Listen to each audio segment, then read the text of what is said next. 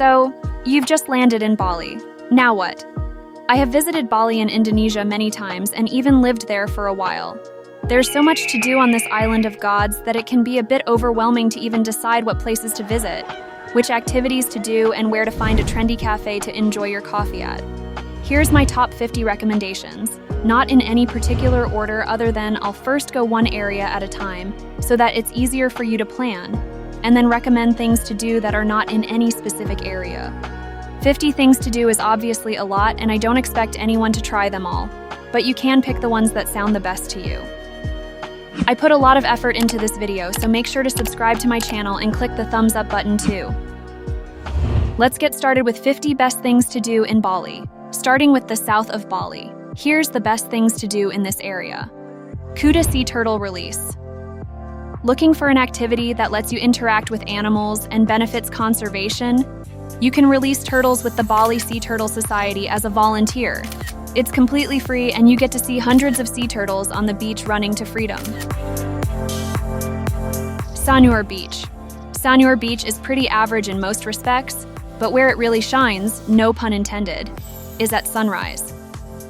This beach is one of the best sunrise viewing spots on the entire island. After watching the sunrise at Sanur Beach, head to Sanur rice fields. There's a group of rice fields near Sanur that is virtually unknown to tourists, but they're just as green as any of the others in Bali. A new jogging path through the fields was just added in recently. Tanah Lot Temple. This is a mysterious-looking 16th century shrine built on a rock overlooking the Indian Ocean. Tanah Lot is one of Bali's most iconic temples, and it's located near Canggu and North Kuta. At high tide, the temple almost looks like it's floating on the sea. Tanah Lot is a popular sunset spot, and when the tide is low, you can even walk out to the rock for a closer look. Now moving to Uluwatu, which is in the very south area of Bali. This area has the best beaches in Bali, and here's a few of them. Padang Beach. This is a neat little hidden beach tucked into the cliffs in South Bali. It's a popular spot for surfing, or you can just sip a fresh coconut and hang out on the white sand with the monkeys. Tegal Wangi Beach. My favorite part about this beach is the cool sea cave, but it's also known as a great place to catch the sunset. Bingin Beach.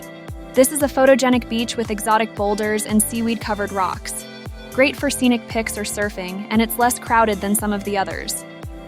There's a bit of trash and rubble lately from hotel construction, but some high-quality accommodation and restaurants are starting to spring up here. Uluwatu Temple. The Uluwatu Temple sits on the edge of a huge cliff in South Bali. The pagoda itself may not be spectacular, but the setting is really scenic and gives you some epic views of the ocean cliffs. Watch out for the monkeys here, they're notorious for trying to snatch your stuff. Batu Jaran Hill. This is a huge cliff near Uluwatu Temple, but there are no crowds and no safety fences to block your view of the waves crashing on the rocks below. You can see the Uluwatu Pagoda in the distance, and we even spotted a few sea turtles in the waves. It's an incredibly photogenic spot that most tourists don't seem to know about yet. We just discovered this viewpoint recently, but it's one of my new favorite things to do in Uluwatu. Garuda Wisnu Kencana. This is a cultural park in the center of the Bukit Peninsula, about 20 minutes from Uluwatu Temple. It's used for exhibitions and Balinese cultural events, but most people know it for the giant statues of Hindu figures. The centerpiece of the park is a statue of the god Vishnu riding the mythical bird Garuda. At 120 meters tall or 400 feet, it's one of the tallest statues in the world. I really like the south area of Bali. The beaches here are nice and there's still lots of things to do and experience. Some areas here are more quiet compared to many places in Bali, so it could be a good place to stay on your trip too instead of the usual Kuta, Canggu, or Ubud. Speaking of Ubud, which is one of my favorite places in Bali, here's the best things to do there. Ubud Monkey Forest. Some love it, some hate it. The Ubud Monkey Forest is a big jungle area surrounding an old 14th century Hindu temple, and over 600 monkeys live here. It may sound weird, but the Instagram famous monkey forest was one of the biggest inspirations for my first trip to Bali. I saw all the pictures of people posing with monkeys and it looked really fun. Ubud Market. Just up the street from the monkey forest, you'll find the Ubud Art Market. It's full of interesting handmade souvenirs like wood carvings, paintings, coconut bowls, rattan hats and bags, and everything else you can imagine.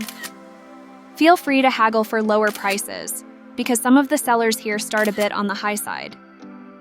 Ubud Royal Palace. This palace was built in the 1800s, and it's easily one of the most well-known buildings in Ubud, partly because it's located right in the city center. It's free to visit. Saraswati Temple. Saraswati is an old Hindu temple in Ubud, and it has some of my favorite Balinese-style walls and sculptures in the whole island. This one is located in the Ubud town center, so it's easy to visit on any trip to Ubud. Goa Gajah Cave Temple. This is one of the oldest temples I visited in Ubud, and also one of the weirdest. The doorway to the cave is really bizarre and unique, and it feels like you're walking into the belly of some underground rock monster. Tibumana Waterfall. This waterfall is quickly becoming one of the most popular Instagram waterfall spots in Bali. The road to this one winds through some green rice fields and palm trees, so it's also a nice scenic drive. Gunung Kawi Temple. This is a hidden temple and archaeological site more than 1,000 years old, where you can see ancient funeral shrines carved into the cliffs. It's a fascinating piece of Bali's history. Tegalalang rice terraces. These are the most famous rice terraces in Bali, and they're also the easiest to reach.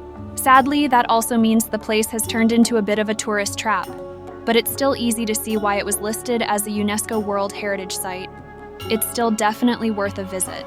If you come here during the rainy season, the rice terraces are one of the brightest shades of green you will ever see. Kemenuh Butterfly Park.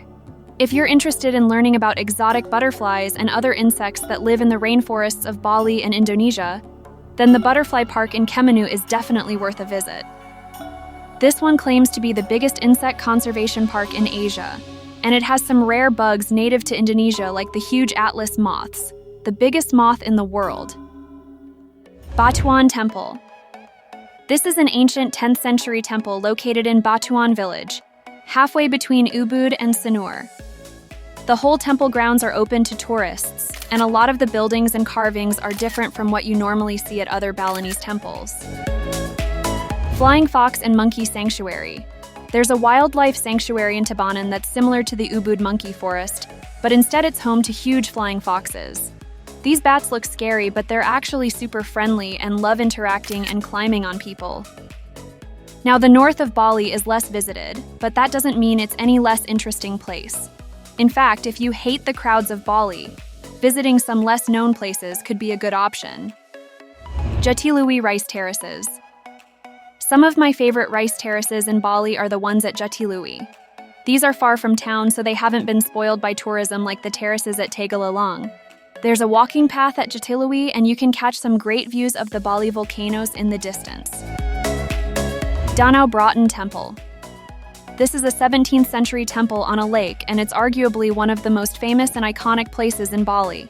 The 12-story pagoda just screams Asia, and the mountains in the background aren't too shabby either. Bali Botanic Garden. You might not see this place on many Bali itineraries, but we loved it, and it's very close to the lake temple. Some of the trees and plants here look like they're straight out of Jurassic Park. The highlight is a huge banyan tree that may be hundreds of years old. We're already halfway through the 50 best things to do in Bali. I'll soon recommend things to do that are not specific to any area, so keep watching to have all the best tips for your Bali trip. Make sure to also subscribe if you didn't yet and click the thumbs up button to help others see this video too. A waterfall I can definitely recommend is the Sekumpul Waterfall. Sekumpul is the biggest, and in my opinion the best waterfall in Bali. It's two huge 80-meter or 260-foot tall spouts of water pouring out of the jungle treetops. This one is a must-see in Bali. Banyumala Waterfall. This one is not as big as the Sekumpul Waterfall, but it's more hidden and much less crowded. Banyumala is not far from Sekumpul, so you could easily visit both in the same trip if you like waterfalls that much. East of Bali has many hidden gems that are worth a visit. Here's a few that I can recommend. Sidemen Village. This is a rural village an hour from Ubud or Sanur. The whole valley is a panorama of rice terraces, farmlands, and spectacular viewpoints of the Agung volcano. Besakih Temple. This is one of the biggest and most significant temples in Bali. Besakih sits on the slopes of the Mount Agung volcano, and some parts of the temple may be thousands of years old. Marigold Fields. Temukus village near the Besakih Temple has lots of marigold fields where they grow flowers for the Hindu ceremonies. You won't see any of the usual palm trees and green rice paddies here, but instead you're surrounded by foggy mountains and bright orange marigold flowers. Amed Beach. The main beach at Amed, on the far northeastern tip of Bali, has a mix of fine black sand from the volcano and smooth rocks. It's a quiet beach lined with fishing boats and small hotels, and the sunsets over the volcano every night are awe-inspiring. Jemeluk Bay. This scenic bay is the main snorkeling site in Amed, with good corals on both sides of the bay.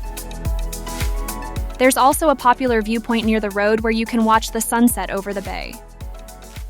Jemeluk has lots of good restaurant and hotel options, and you can walk here from Amed Beach in about 10 minutes. Mount Batur Sunrise Trek. The Mount Batur hike in East Bali is one of the island's most popular day trips, especially for sunrise, where you can catch epic morning views from the top of an active volcano. Now, some of the most popular things to do while visiting Bali are actually not in Bali, but its neighboring islands. Here's the best island hopping destinations to visit around Bali. Kelingking Cliff Point. You've probably seen this cliff reminiscent of a dinosaur on social media many times. It's actually not in Bali like you might think, but on a neighboring island of Nusa Penida. The boat ride there isn't too long, so this is definitely worth a visit. It can be crowded, but I think it's still worth it. Just know that it's quite a hike up and down the stairs, so it might not be for everyone. While you're visiting Nusa Penida, there's a few great beaches you can visit there. Crystal Bay. This beach on Nusa Penida is a great place to relax and watch the sunset with your toes in the sand.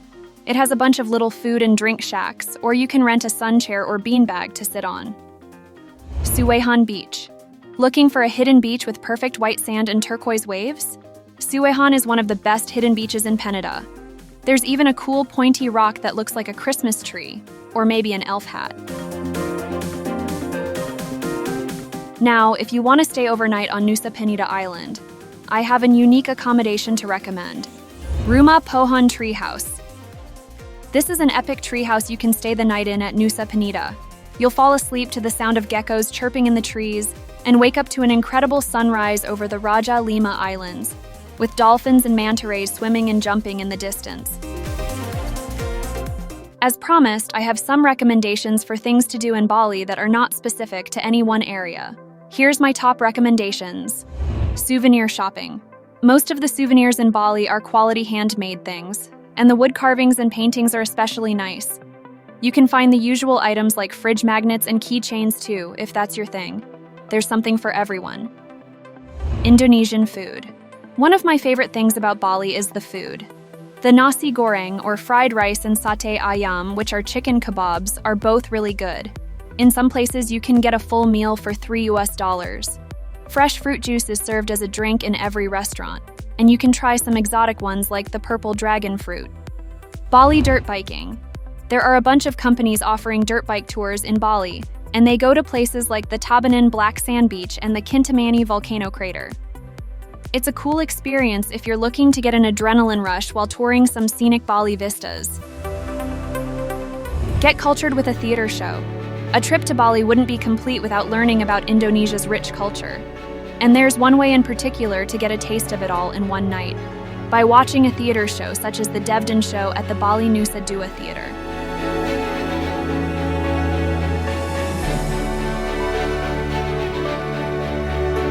See a traditional healer. Sorry to go all eat, pray, love on you, but visiting a traditional healer when in Bali has got to be done. For years and years, the ancient ritual of traditional Balinese healing has been used to cure all sorts of ailments, using divine energy, herbal medicines, and massage to balance the mind and spirit. Don't knock it till you've tried it. Bali's best local healers really do work wonders. Hit up one of Bali's best beach clubs. If you haven't sprawled out beside a white sand beach with a designer cocktail in hand and your toes touching a glittering infinity pool, did you even holiday in Bali? Whiling away a sunshiny day and night at one of the island's best beach clubs is high priority on every Bali bucket list.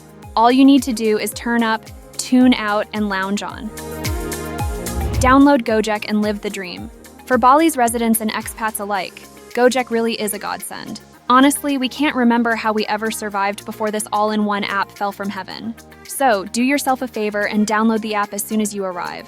You'll then have access to cheap transport, home-delivered food from all of your fave Bali restaurants, in-villa massages, on-call cleaners, at-home beauty services, personal shoppers, postal services, and even home removal vans, all available at your fingertips. Learn to surf like a pro. The surf in Bali is world-class, and many pros come to the island just to catch some good waves that can't be beat. There are plenty of different breaks on the island, from gentle whitewash in Kuta that's perfect for beginners, to pumping barrels in Uluwatu for the experts. Take your pick. Stretch it out at a yoga studio with a view. There are so many yoga studios in Bali, but most our faves on the island are those with a spectacular view. After all, there's nothing like a lush jungle vista or open-air studio overlooking a rice field to really zen out. For these kind of views, direct your stretching to either Canggu or Ubud. Our favorite spots are the Yoga Barn in Ubud, the Practice, and Desa Sini in Canggu. Eat at an award-winning restaurant. We've said it before and we'll say it again. Bali's food scene is right up there with the world's best. Seriously. Any itinerary should therefore include plenty of munching opportunities at Bali's award-winning restos. From Locavor in Ubud to Sarong in Seminyak, work your way through some of Bali's very best restaurants. Not ready for fancy fine dining? Try Canggu's best restaurants for cool cafes and island vibes, Ubud's best restaurants for foodie heaven in the jungle, Seminyak's eateries for a hip date night, or Uluwatu's best restaurants for clifftop views aplenty. Bring an appetite, you're gonna need it. Take a dip in an infinity pool.